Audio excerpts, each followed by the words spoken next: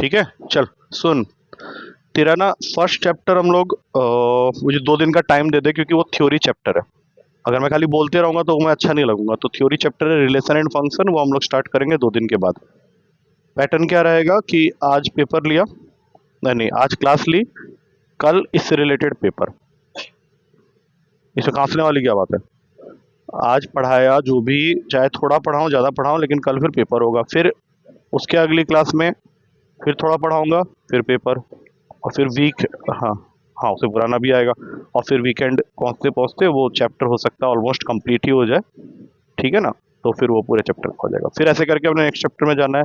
Class 12 का syllabus ऐसे देखा जाए, बुक सिर्फ करने से नहीं होगा। जैसे हमारे पास ये एनसीईआरटी पढ़े, हाँ, वो एम एल अग्रवाल में ले आऊँगा 2 दिन में। तो एम एल अग्रवाल जो है उसको भी साइड बाय साइड करना है, और प्रीवियस ईयर के जो बुक्स हैं वो तो मेरे पास पड़े हुए हैं, तो उनमें से भी कुछ क्वेश्चंस करने पड़ेंगे। क्योंकि अब तो देखो जो क्वेश्चंस आते हैं वो ज़्यादातर केस स्टडी वाले क्वेश्चन होते हैं।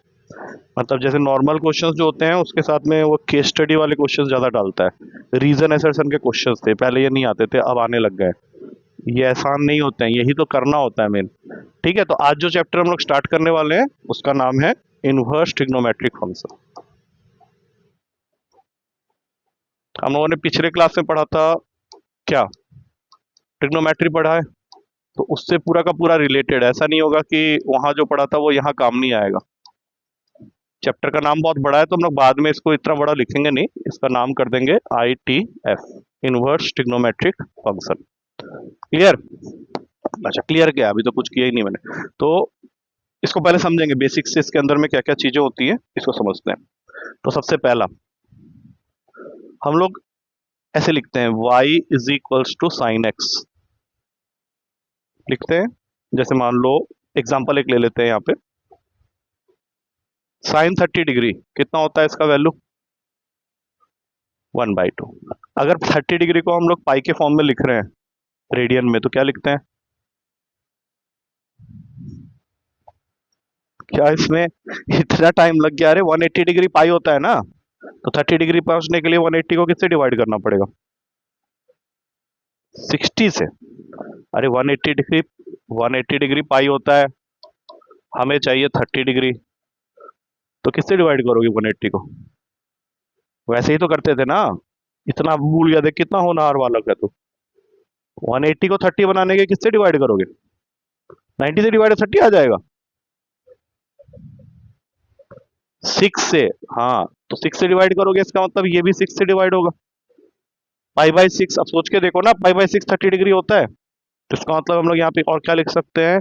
साइन पाई/6 इज इक्वल्स टू 1/2। अभी तो मैं कोई नई बात किया ही नहीं हुई, तो पुरानी बातें चल रही है। अब यहां से अगर कोई मुझे बोले कि मुझे एक्स निकालना है, यहां से कोई मुझे बोले मुझे एक्स निकालना है, तो ये साइन कहाँ जाएगा? कहाँ जाएगा बोल? उसके नीचे जाएगा, तो उसको हम लोग इनवर्स बोलते हैं। यही होता है ना इनवर्स। तो जब इनवर्स लिखते हैं तो फिर हम लोग इसको ऐसे लिख देते हैं, साइन इनवर्स वाई। आया समझ में? तो आप सोचो, यहाँ पे 30 की जगह ये एक्स है, या पाई/6 इस एक्स की जगह है। तो जब हम लोग यहाँ से सिर्फ पाई/6 की वैल्यू लिखेंगे तो क्या लिखेंगे, सोच के बताओ। तुम्हारे सामने है, साइन -1 नहीं है, वो साइन के पावर में -1, इसको हम लोग बोलेंगे साइन इनवर्स। Sign inverse 1/2। अब कुछ समझ में आया? ये इसका बेसिक कंसेप्ट मैंने बताया कि कहाँ से आ रहा है। ये बेसिक कंसेप्ट है ये बिल्कुल ग्रास रूट लेवल से हम लोग लेके जा रहे हैं। पहले लिखा y equals to sine x, वहां से x की वैल्यू निकाली, तो इसको कहाँ ले जाना है? नीचे। नीचे का मतलब होता है इनवर्स। तो जब भी कोई चीज को हम नीचे ले जाते हैं, तो जैसे मान लो 2x is equals to y है, तो x को क्या लिख देते हैं? y/2। उसी तरह से जब ये फंक्शन नीचे जा रहा है तो इसको ऐसे तो नहीं लिख पाएंगे, y बाई साइन तो लिख नहीं पाएंगे, तो ये ऊपर आने की कोशिश करता है। तो जब ये ऊपर आने की कोशिश करता है तो ये इनवर्स बन जाता है, और ये y इसको साथ में ले लो। कुछ आया समझ में? इतनी बात अगर समझ में आ गई है, तो फिर जो नेक्स्ट कंसेप्ट इसके अंदर में होता है वो यही होता है कि अगर हम लोग के पास साइन इनवर्स x है, तो इसका इक्विवेलेंट कॉस इनवर्स क्या होगा, tan इनवर्स क्या होगा, कॉट इनवर्स क्या होगा, सेक इनवर्स क्या होगा। मतलब सारे नाम वही हैं, बस ऊपर में एक -1 आ रहा है। ठीक है, अब देखो इसको समझेंगे आराम से। देखो, क्या x को x/1 लिख सकते हैं?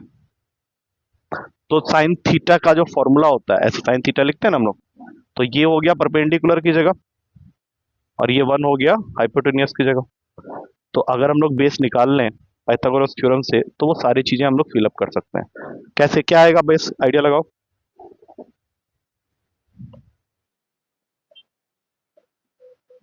नहीं, हाँ, ऐसा कैसे होगा इसका और इसका स्क्वायर इसके स्क्वायर के इक्वल होता है, तो ये साइड तो हम लोग ऑलरेडी दे रखा है और ये साइड हमें दिया, तो ये निकालना है।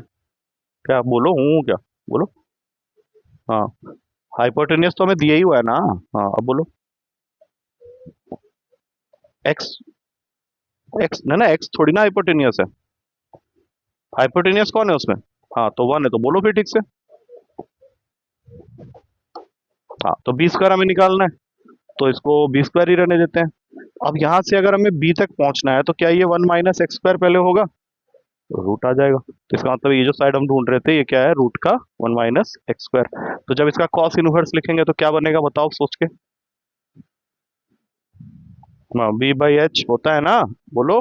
साइड्स तो ऑलरेडी है हमारे पास। 1, 1 नहीं भी लिखेंगे तो चलेगा। अब इसका टेन इनवर्स इक्विवेलेंट बोलो। पी वाई बी होता है। हम्म, बहुत बढ़िया, आ रहा है समझ में। अब कॉट इनवर्स किसका उल्टा होता है, उल्टा कर दो। क्या बन गया ये, root 1 minus x square upon में एक्स। सेक किसका उल्टा होता है, क्या।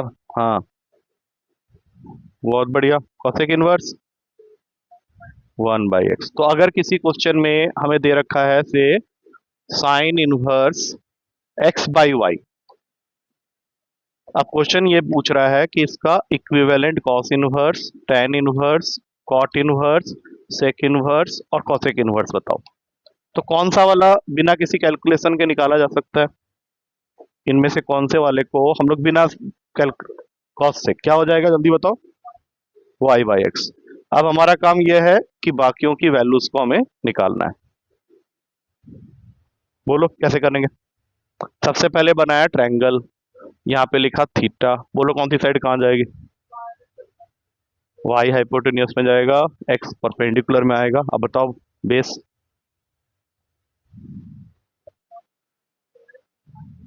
हाँ, एक्स स्क्वायर कब से बड़ा होने लग गया, जो बड़ा है उससे माइनस करेंगे ना। हाँ, तो रूट का y square minus x square. तो जल्दी से इसका कॉस इनवर्स इक्विवेलेंट बताओ। हाँ, बस, और वो वाई को क्या मैं अपने घर ले जाऊंगा। हाँ, वहां पे वन था, यहाँ वन नहीं है, वाई है।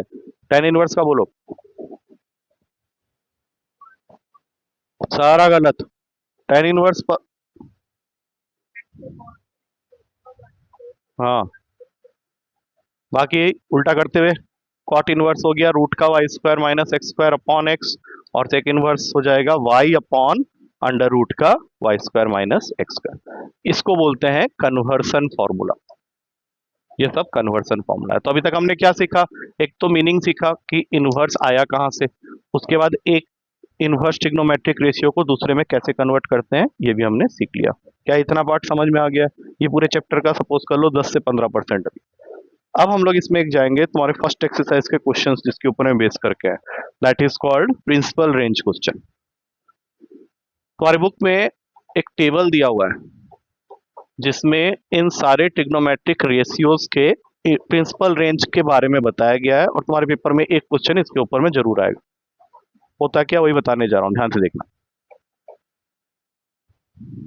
ये बुक को भी घर में जब स्टार्ट करोगे बनाना तो इसमें ध्यान देना।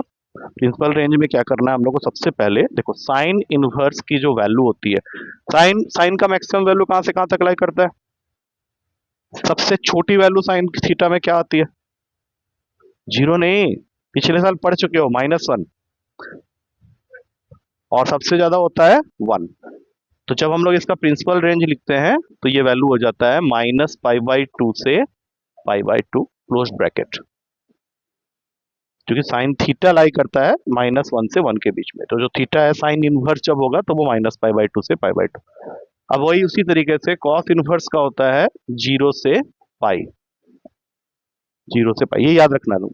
tan इनवर्स के लिए हो जाएगा -π/2 से π/2, लेकिन यहाँ पे जो ब्रैकेट लगेगा वो ओपन हो जाएगा। ये ओपन और क्लोज्ड याद है।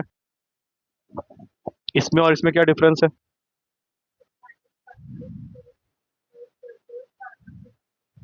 और बीच के सारे एंगल्स इंक्लूड होंगे। इसमें सिर्फ माइनस पाई बाई टू और पाई, हाँ बस। इसी तरह से कॉट इनवर्स का जब लिख रहे हो तो इसमें आ जाएगा तुम्हारा 0 से पाई। सेक इनवर्स लिख रहे हो इसमें बन जाएगा 0 से पाई क्लोज ब्रैकेट, लेकिन इसमें पाई बाई टू नहीं लेना है। अब इसका भी कुछ रीजन होता है। कॉसेक इनवर्स हो जाएगा माइनस पाई बाई टू से pi by to close bracket, और इसमें फिर हम लोग को जीरो नहीं लेना है। अब कुछ जगह कुछ चेंजेस मैंने किए हैं, ध्यान से देखना। सबसे पहला क्वेश्चन तो ये होना चाहिए कि अगर ये माइनस पाई बाई टू से पाई बाई टू है तो ये भी होना चाहिए ऐसे, क्योंकि उसका उल्टा, तो ऐसा नहीं होता है। क्योंकि कॉट का जो जीरो है, कॉट का जीरो याद करो, टेबल में कॉट का जीरो क्या होता है? Not defined. तो कभी भी प्रिंसिपल रेंज जब लिख रहे हैं तो ऐसी वैल्यू को नहीं लिया जा सकता जहां पे वो नॉट डिफाइंड है, इसलिए हमने यहाँ से क्या किया, इसको ओपन छोड़ दिया। कॉट का जो पाई होता है वो भी नॉट डिफाइंड होता है। अब उसी तरह से सेक इनवर्स में 0 से पाई तक ले लिया, लेकिन पाई बाई टू हटा दिया। सोचो, क्योंकि कॉस का जो पाई बाई टू होता है वो क्या होता है? याद करो, कॉस पाई बाई टू मतलब कॉस 90। टेबल बनाया था ना, कॉस 90 क्या होता है बताओ? तो सेक 90 फिर क्या हो जाएगा? तो देखो, नॉट डिफाइंड को हटा दिया उसने। Cosec inverse minus pi by two से pi by two including minus pi by two और पाई बाई टू, लेकिन जीरो को उसने क्या किया, हटा दिया। क्यों? सोचो, साइन जीरो कितना होता है? साइन जीरो 1 होता है, टेबल का पहला ही एंगल गलत। हाँ, तो कॉसेक जीरो क्या होगा, उसका उल्टा, नॉट डिफाइंड। तो हमें याद क्या रखना है, ध्यान से देखो, इतना डिटेल में तो नहीं, लेकिन ये याद तो करना पड़ेगा। लेकिन फिलहाल जो क्वेश्चन हम लोग करेंगे उसमें हम लोग को सिर्फ ये ध्यान रखना है कि कौन कौन से माइनस पाई बाई टू से पाई बाई टू के बीच में है। वो ये तीन, इन पे मैंने टिक मार दिया। और जो वाले 0 से पाई के बीच में है वो कौन कौन से हैं? तो वो है कॉस इनवर्स, कॉट इनवर्स और सेक इनवर्स। इस चीज को पहले दिमाग में बैठाओ। बताओ, माइनस पाई बाई टू से पाई बाई टू के बीच में कौन है? Sine inverse, tan inverse and cosec inverse. और 0 से पाई के बीच में कौन है? Cos inverse, cot inverse and sec inverse. तो इसमें क्वेश्चन आ जाता है इस तरह से, जैसे एक्सरसाइज के क्वेश्चंस में देख रहा हूँ। तो इसमें सीधा वो बोलेगा find the principal value of. अभी लिखोगे, टेंशन मत लो। क्वेश्चन का हेडिंग क्या होगा? Find the principal value of. Find principal value of, किसका प्रिंसिपल वैल्यू निकालना है? Sine inverse minus one by two का। ठीक है, अब ध्यान से सुनना मैं जो बोलूंगा। कोई भी ऐसा क्वेश्चन जो इनवर्स का है लेकिन नेगेटिव के साइन के साथ में आ गया, तो सबसे पहला काम क्या करो, इसका प्रिंसिपल रेंज देख लो, कहां से कहां तक है? माइनस पाई बाई टू से पाई बाई टू, है कि नहीं? तो अगर माइनस आया हुआ है तो पहले तो एक माइनस लगा दो। अब बताओ, साइन के टेबल में 1/2 किस एंगल पे आता है? साइन के टेबल में 30 डिग्री। 30 डिग्री को अगर मुझे पाई के फॉर्म में लिखना है तो कैसे लिखेंगे? Pi by six. तो इसका आंसर हो जाएगा pi by six minus pi by six. अच्छा, यही क्वेश्चन अगर आता कॉस इनवर्स 1/√2, लेकिन नेगेटिव नहीं लगा हुआ है, तब हम लोग को सिर्फ इतना सोचना है कि 1/√2 कब आता है कॉस में? 45 कितना होता है पाई में? 45 कितना होता है पाई में? अब ये सब देखो, थोड़ा सा भूले हुए हो ये सब। 180 डिग्री किसके बराबर होता है? पाई के। 45 डिग्री अगर जा रहे हो तो फिर क्या कर रहे हो? कितना होना चाहिए? ओ, 180 का आधा कितना होता है? ले भाई साहब, 180 का आधा बताने के लिए 1 साल लग जाएगा। और 90 का आधा? तो 180 का 90 बनाने के लिए तुमको पाई बाई टू करना पड़ेगा, और 90 को 45 बनाने के लिए पाई बाई फोर। तो 45 डिग्री हो गया पाई बाई फोर। तो इसका आंसर हो जाएगा पाई बाई फोर। लेकिन अगर यही क्वेश्चन आ जाए माइनस का 1/√2 करके, तो जैसे ही माइनस का साइन देखा रूल चेंज हो जाता है। अगर माइनस का साइन आया तब हम लोग को वापस आके देखना पड़ेगा कि कॉस इनवर्स का प्रिंसिपल रेंज तो भैया 0 से पाई के बीच में। तो अगर 0 से पाई के बीच में है तो माइनस के साथ साथ पाई भी लिखना पड़ेगा, पाई माइनस। और कितना माइनस करोगे? तो जहां पे 1/√, पाई बाई फोर। बस इस चीज को समझ जाओगे तो ये चैप्टर कम से कम 25% या 30% दिमाग के अंदर बैठ जाएगा। 3 पाई बाई फोर।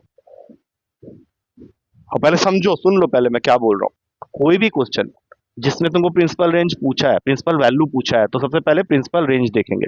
अगर principal range minus pi by two से पाई बाई टू के बीच में है और नेगेटिव का साइन के साथ क्वेश्चन आया है तो हम लोग को क्या करना है, पहले माइनस का साइन लगाना है और जिस एंगल पे वो वैल्यू आती है उसका वैल्यू लिख देना है वहां पे पाई के।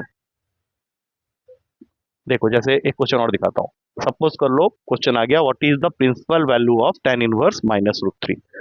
तो पहला काम क्या करना है, tan इनवर्स का प्रिंसिपल रेंज देख लो कहां से कहां तक है, -π/2 से π/2, ये रहा। तो माइनस का साइन है तो पहले माइनस लगा दो। अब बताओ √3 कब आता है। टेबल सबसे पहले याद करना, नहीं तो क्वेश्चन बोरिंग हो जाएगा, चैप्टर भी बोरिंग हो जाएगा। √3 कब, 30 पे √3 कब से आने लग गया 10 में, 60 पे, और 60 का पाई। तो बस ये इसका आंसर होगी। अब अगर मान लो तुम्हारे पास क्वेश्चन आता है, अब ये फाइनल क्वेश्चन दो फिर एक्सरसाइज करने के लिए यहाँ पे स्टार्ट करेंगे। कॉट इनवर्स -1 का वैल्यू बताना जरा। कॉट इनवर्स का प्रिंसिपल रेंज कहां से कहां तक लाई करता है, 0 से पाई। तो 0 से पाई अगर लाई करता है तो फिर सिर्फ माइनस लगाने से बात नहीं बनेगी। पाई माइनस कितना, पाई माइनस वो एंगल जहां पे कॉट 1 देता है। कौन से एंगल पे देता है, 90 पे कॉट 1 देने लग गया, पता ही नहीं चला मुझे तो। टेबल सबसे पहले 45 कितना होता है पाई के फॉर्म में, π/4, तो पाई माइनस π/4। ऐसा प्रिंसिपल रेंज है ना 0 से पाई के बीच में, बाकी में -π/2 से π/2 के बीच में, इसलिए माइनस लगा के छोड़ देते हैं खाली। ये बस इतना सा बात समझ ले, 30% चैप्टर यहीं पे डन हो जाएगा, पहली क्लास आधे घंटे वाली। आया कुछ समझ में। अब क्या करना है, क्वेश्चन पेपर के ऊपर क्वेश्चन लिखते हुए जाना है, क्वेश्चन पेपर बोल रहा हूँ, नोटबुक के अंदर क्वेश्चन लिखते हुए जाना है। एक्सरसाइज डालूंगा, आंसर तेरी तरफ से आना चाहिए, गलत नहीं होना चाहिए, ठीक है। ये लिख लो, बुक में है लिख लो लेकिन। और टेबल याद रखना, और टेबल के साथ साथ क्या देखना, उधर छिपकली कुछ नहीं करेगा, छिपकली को भी डर है मैं क्लास ले रहा हूँ, दिमाग खराब हो गया क्या। लिखा तो था inverse trigonometric function, inverse trigonometric function. ये टेबल ड्रॉ कर लो, सबसे ज्यादा जरूरी ये टेबल है। इसके बेस पे हमारा पहला एक्सरसाइज आज के दिन पे खत्म हो जाएगा।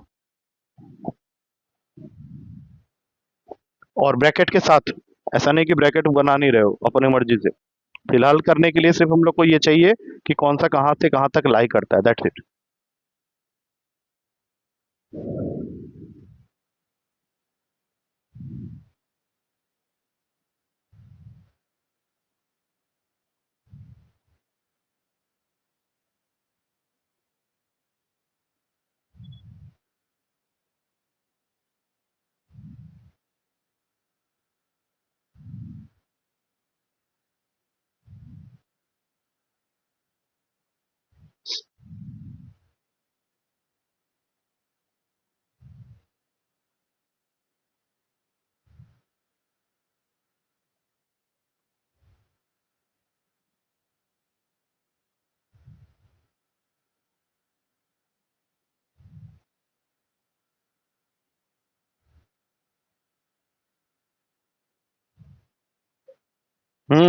करो करो।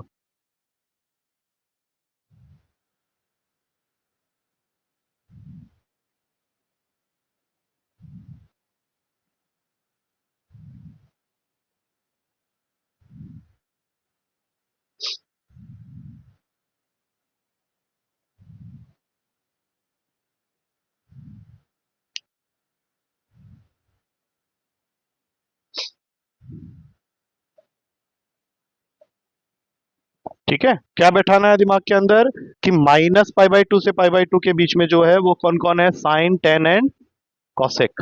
और 0 से पाई के बीच में जो जो है वो कौन कौन है, कॉस, सेक एंड कॉट।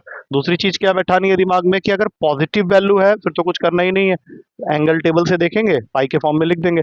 लेकिन अगर नेगेटिव में है और -π/2 से π/2 उसका प्रिंसिपल रेंज है, तो माइनस के साइन के साथ एंगल की वैल्यू, और अगर 0 से पाई के बीच में है तो फिर अगर माइनस साइन के साथ में है तो पाई माइनस जिस एंगल पे वो वैल्यू आता है। तो इसके साथ ही स्टार्ट करते हैं हमारा एक्सरसाइज 2.1। एक्सरसाइज 2.1, पहला क्वेश्चन। सारे क्वेश्चन का कॉमन हेडिंग है find the principal value, sine inverse -1/2, जल्दी। हाँ, इसका प्रिंसिपल वैल्यू बताना है, साइन इनवर्स -1/2। सारे क्वेश्चन में एक ही हेडिंग है, फाइंड द प्रिंसिपल वैल्यू।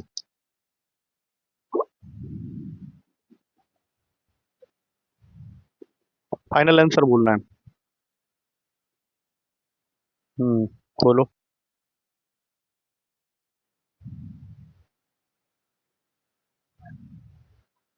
हाँ तो बोलो ना किस इसका आंसर -5/6 हो।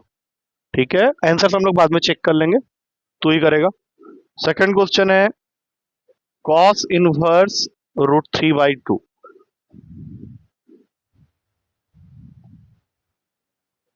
हम्म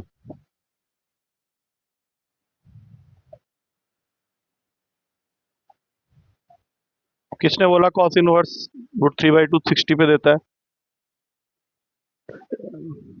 नहीं नहीं नहीं, ये सब माइनस आएगा इसमें। देख भाई, आगे से गलती करेगा तो खुद ही भुगतेगा उसको। अब बता इसका।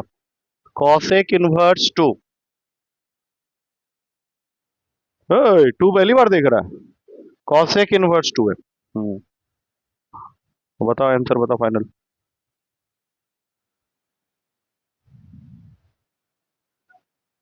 साइन तो चेंज नहीं करना क्योंकि पॉजिटिव है। चौथा क्वेश्चन, tan इनवर्स माइनस का √3। tan इनवर्स माइनस का √3। हम्म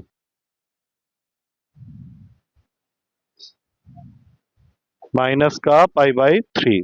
fifth question, cos inverse minus का 1/2। cos इनवर्स माइनस का 1/2। चीटिंग कर करके कर रहा है, उसको दिमाग के अंदर भरना है। ले बेटा, वो थोड़ी ना मिलेगा कल। कल इसके 20 क्वेश्चन बना दूंगा, पेपर दे दूंगा लेकर। याद नहीं कि उसमें 3-3 का पेयर बनाओ ना। 0 से पाई के बीच में कौन है, और -π/2 से π/2 के बीच में कौन है। हाँ, π-π/3 पे छोड़ मत देना। आगे सॉल्व करो, बोलो कितना आएगा π-π/3। 2π/3। ठीक है, अब चलते हैं आगे सिक्स क्वेश्चन में। tan inverse -1। इनवर्स -1। अब पीछे मत पलटना। हाँ, नहीं नहीं नहीं नहीं नहीं, तो दिमाग में बैठ जाना चाहिए कि कहाँ से कहाँ तक कौन सा वाला -π/2 से π/2 के बीच में है, कौन सा वाला 0 से पाई के बीच में। अब तक तो बैठ जाना चाहिए। हाँ, माइनस का π/4। देख कैसे बढ़िया से हो रहा है ना। सेवेंथ क्वेश्चन में आ गए। फर्स्ट पेज खत्म। Seventh question. इस एक्सरसाइज में 14 क्वेश्चन है, लेकिन सब ऐसे ही 30-30 सेकंड्स में खत्म हो जाएंगे। Sec inverse 2/√3। हाय हाय, क्या होता है? टेबल के ही तो एंगल है, बाहर का एंगल थोड़ी ना है। सेक इनवर्स 2/√3 मतलब √3/2 का उल्टा हुआ ना। करो अभी। π/6। बस खत्म, और क्या। सेज डन है। आठवां question, cot inverse √3।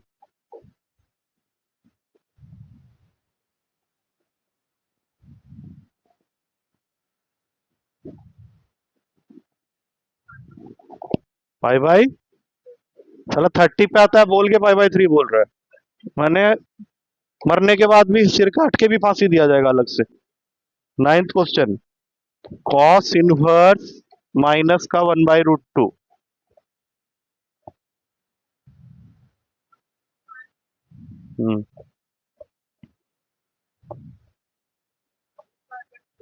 Pi minus π/4 कितना हो जाएगा? पाई माइनस π/4 ये भी बता दो।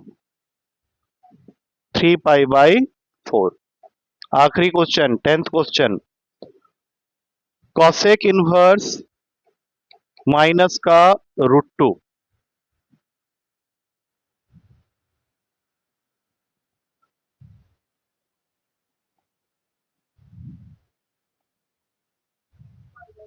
माइनस का π/4। अब ये बुक पकड़ो और आंसर सारे चेक करके बताओ सही है भी या नहीं। और फिर 4 क्वेश्चन जो है वो हम लोग करेंगे, खत्म करेंगे इस एक्सरसाइज को। 10 तक हमने कर लिए हैं। टिक मारने से पहले एक बार आंसर तो चेक कर लेते हैं, क्या पता कोई गलत हो। क्या पता मैंने वार्न किया ही ना हो। क्या पता मैं ही गलत कर रहा हूँ। चल स्टार्ट कर देते हैं।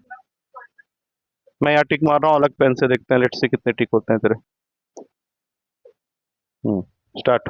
पहले का -5/6, ठीक है, ठीक है, ठीक है, ठीक है, ठीक है, बहुत बढ़िया, बहुत बढ़िया, बहुत बढ़िया, 3π/4, ऑल डन। गलत है ही नहीं। ठीक है, वो टिक मार दो। अब मुझे दो। अब जो क्वेश्चंस हैं थोड़े टेढ़े मेढ़े क्वेश्चंस हैं, इसमें मेरी तरफ से कुछ इनपुट नहीं मिला। आ गया समझ में पहला एक्सरसाइज प्रिंसिपल वैल्यू कैसे निकालते हैं? तो इसको अब वो थोड़ा एक्सटेंडेड वर्जन में देगा। तो हम बाहर के बुक से क्वेश्चन करेंगे तो ज्यादातर क्वेश्चन ऐसे मिलेंगे जो अब हम लोग करने जा रहे हैं। ऐसे नहीं, बच्चों वाली चीजें नहीं करवा रहे वो। 11th क्वेश्चन में 3 वैल्यूज को एक साथ ऐड करना है। उसमें पहला है tan inverse 1 plus cos inverse -1/2 plus sin inverse -1/2। चलो भाई, तीनों की वैल्यू निकाल के तीनों को ऐड करना है।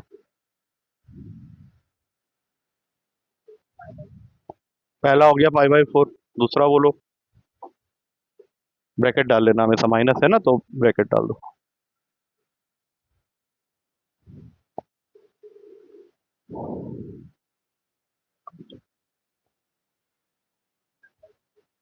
π-π/3, 2π/3 बाद में लिख लेंगे। अब बोलो लास्ट वाला बोलो। हम्म, ठीक है, माइनस का π/6। अब इसको सॉल्व करने के लिए एलसीएम ले सकते हैं। 4, 3 और 6 का एलसीएम कैसे कर ये कौन सा तरीका है भाई? बट डंडा बना दिया 4, 3। अबे सबसे बड़ा नंबर कौन सा है इसमें? सुन ले ध्यान से सुन। 6, तो 6 के टेबल का वो नंबर जो 3 और 4 दोनों के टेबल में आता हो मिनिमम। 6 के टेबल का वो नंबर जो 4 और 3 दोनों के टेबल में आता है। 6 के टेबल का पहला नंबर कौन सा होता है? क्या 4 और 3 दोनों में आता है? 3 में आता है, 4 में नहीं आता, तो उसको भूल जा। अगला नंबर कौन सा है? 12 4 में आता है, 3 में आता है, तो लीस्ट कॉमन मल्टी यही होगा, 12 होगा। और क्या, इतना रोना क्यों है? हाँ, अब बताओ। ये सब सीख के रखो ना, फिर वो एनआईएफटी में ये सब काम आएगा। हाँ, अब बताओ यहाँ पे क्या होगा? हम्म,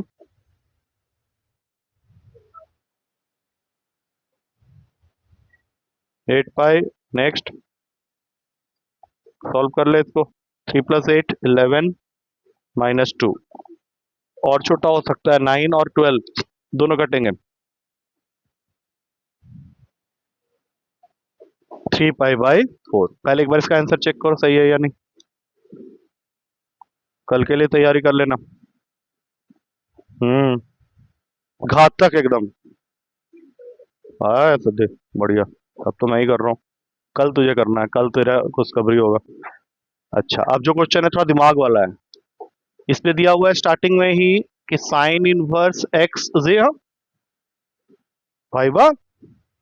अच्छा, 12। हाँ हाँ, एक क्वेश्चन स्किप हो गया, वापस चले जाते हैं, फिर आते हैं, फिर इरेजर लेते हैं। गायब हो गया ये।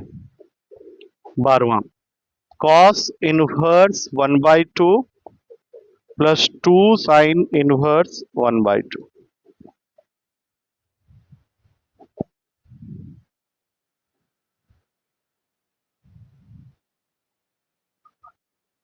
पाई माइनस क्यों, किस खुशी में? हाँ, 1/2 होता है तो माइनस कर देते हैं पाई से। अभी तेरा ये हालत है, कल तो जीरो ना आ जाए। π/3 लिख लो। और फिर इस 2 से डरने की जरूरत नहीं, 2 को एज इट इज छोड़ो। साइन इनवर्स 1/2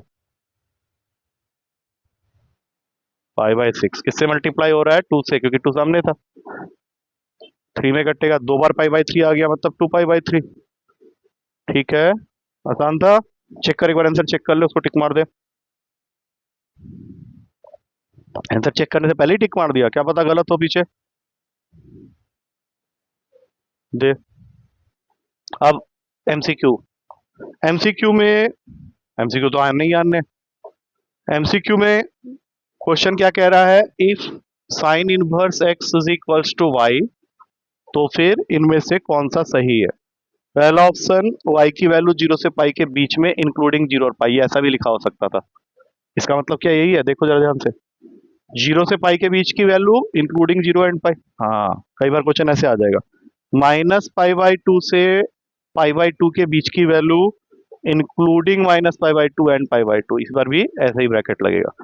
सी है 0 से पाई के बीच में, अब 0 से पाई लिखा लेकिन इस बार इंक्लूड नहीं किया है तो ओपन ब्रैकेट हो गया, और माइनस पाई बाई टू से पाई बाई टू के बीच में है, इंक्लूड नहीं किया तो माइनस पाई बाई टू से pi by to open bracket.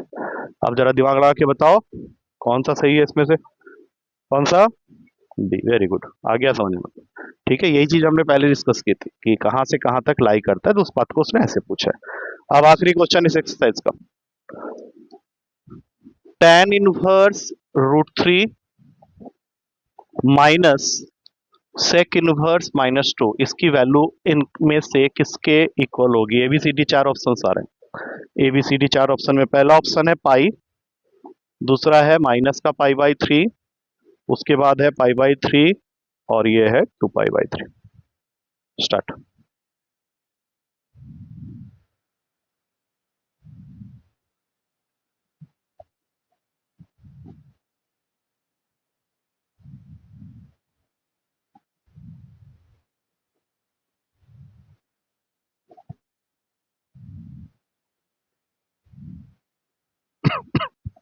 चूहा मारता है साइड में बैठ के, तो वो कौन करता है?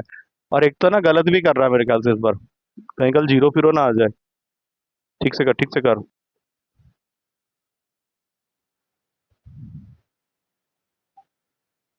देख ले भाई, पाई बाई सिक्स तो पूरा ही ऑप्शन में, सिक्स नाम की चीज ही नहीं है क्वेश्चन में कहीं। तूने स्टार्टिंग में ही कुछ गलत कर दिया होगा, ठीक कर इसको। टेन में रूट थ्री कब आता है वो ज्यादा जरूरी है। पाई बाई, ठीक है, और सेक में टू।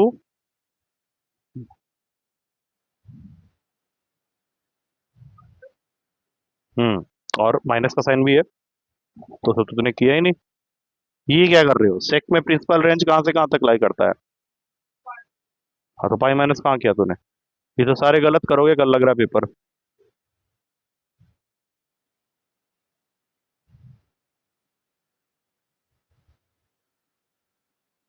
फिर मैं माइनस का साइन बीच में, हाँ, करो करो करो करो करो करो।